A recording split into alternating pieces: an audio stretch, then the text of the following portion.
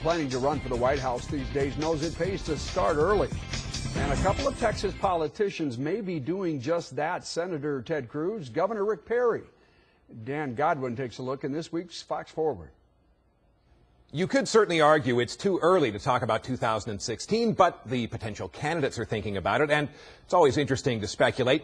SMU political science professor Matthew Wilson is here to talk about how the next presidential campaign is shaping up, admittedly in these early days. Hello. Hi, thanks for having me.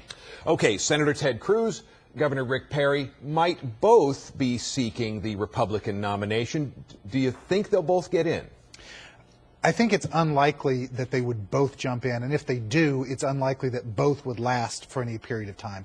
And the reason is that they're both courting essentially the same constituency. They're from the same state. They're both clearly on the conservative end of the Republican Party. And so I think very early on there would be a sorting out as to which of them is the more viable contender. Okay, there's this poll from a few weeks back from University of Texas and the Texas Tribune indicating that among Texas Republican conservatives, Cruz is significantly more popular as a presidential candidate than Perry.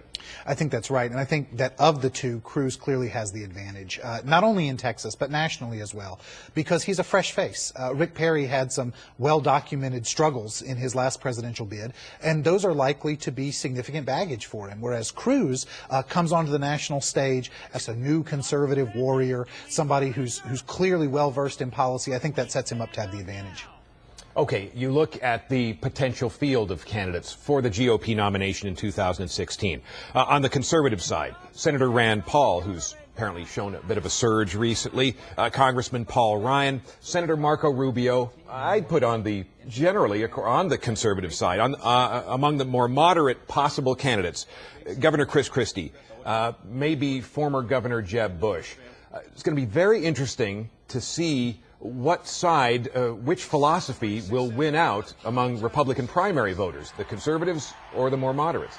What conservatives will say as well is that the last two go-rounds, in 2008 with John McCain, in 2012 with Mitt Romney, Republicans basically went with people who had been moderate figures in their political career. Neither of those really worked out for them. So I think the conservatives will say, look, we need to go with a true, dyed-in-the-wool, career-long conservative and make that ideological case to the voters. So I think in the primary, those conservative candidates will have an advantage.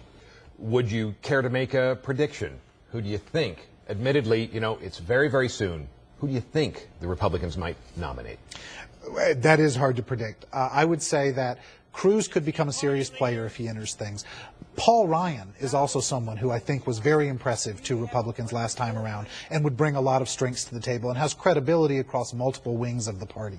Rubio is not going to go away as a figure. He's been hurt by the immigration debate, but he also has considerable assets. So I would say those are three figures to look at as real viable contenders. All right.